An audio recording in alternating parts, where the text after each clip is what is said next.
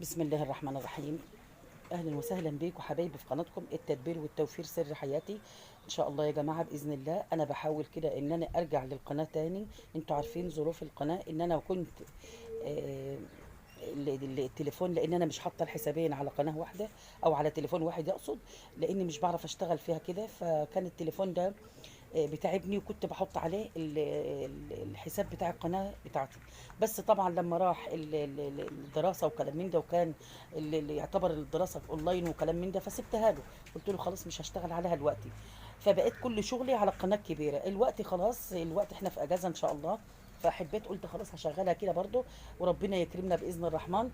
فالمهم انا دلوقتي هشغلها ان شاء الله يا جماعه كده للطيور، للطيور كده، او للاكل اللي هو الاقتصادي. وطبعا الكبيره بتاعتنا هتبقى للميزانيات وللمنيوهات والمشتريات زي ما احنا متعودين. وانا بقول لكم انا الوقت بقالي يجي يعني من اول ما شايفين البط، شايفين انا بقالي الوقت يجي شهر كده يا جماعه ما طلعتش السطح بصراحه. والله ما اعرف اي حاجه عنه، حتى انتوا شايفين طبعا هو يعتبر متبهدل اخر بهدله. بس انا بقول لكم بجهز الاكل فعلا تحت، واقول لاي حد طلعه فوق، لان انا ما الطيور دي تعتبر ما هيش حاجه خالص عندي. انا كان السطح دايما عندي بيكون مليان خلاص، وعارفه انا بعمل ايه. انما النهارده يعني يكفي ان البط ده كله عندي من غير ذكر. يعني مش هينفع طبعا. الذكوره كنت انا ذبحتها وكلام من ده، لان لا يا ربي كانت ماتت. حتى كتير قالوا لي انت ما ذبحتهاش ليه؟ قلت لهم لا انا ما قدرتش ان انا اشوف المنظر ده، لان لو حتى ذبحتها ما حدش هياكلها مني، ما حدش هياكل. وهي بصراحه كانوا كلهم جت زي ما بيقولوا، يعني ايه، جاي الفره كلها في اللي هم الذكوره كلها، المسكوفي كمان. حتى انا بقيت زعلانه، وبقول لكم الذكر المسكوفي ده كانت يعتبر البط اللي عندي كله، الطيور كلها. فكانت بنتي حتى دايما وهي مسافره بره، والنبي يا ماما اوعي لو حتى مات تقولي لي. فسبحان الله يا رب، وهي فعلا معايا كده. قلت لها شايفه اهو مات اهوتي. يعني هي شافته حتى هنا كمان. الحمد لله رب العالمين، ربنا يجعلهم كده اولادنا طبعا يا رب، بحق لا اله الا الله.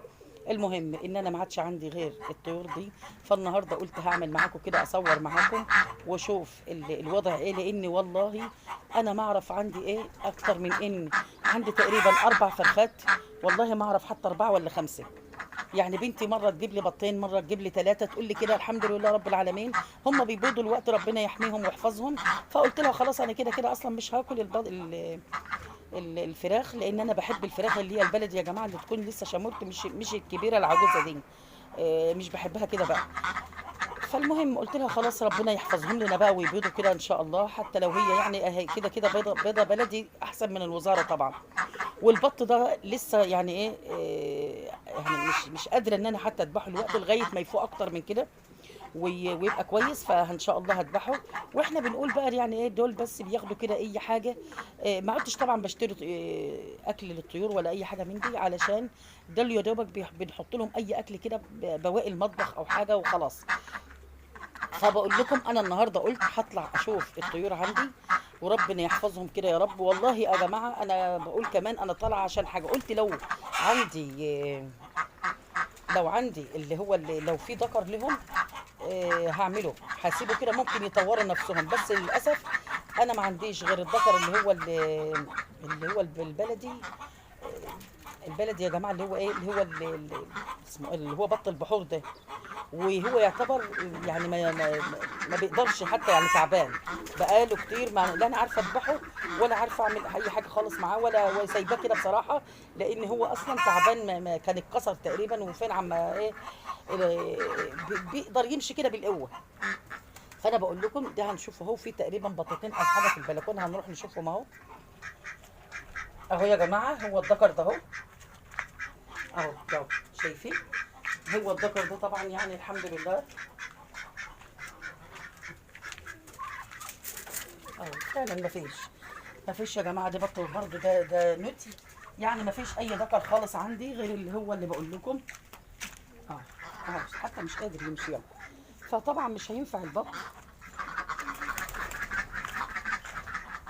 فباذن الله يا رب ربنا يكرمنا كده، لو لقيت ان شاء الله بقى في ذكر كويس ولا حاجه بقى عند اي حد ان انا اشتريه واكمل بقى كده، ان هم البط ده يعمل سلسال يعني هيبقى خير. ما كانش يبقى خلاص هتبعهم باذن الله. وربنا يسهل لنا كده ان شاء الله لو ربنا اراد بقى ان احنا نعمل دوره جديده. لان بجد انا كده يا جماعه يعني زي ما بيقولوا بستهلك من الميزانيه بتاعتي كتير قوي في حكايه الطيور وان انا اشتري طبعا فراخ وطيور وكلام من ده.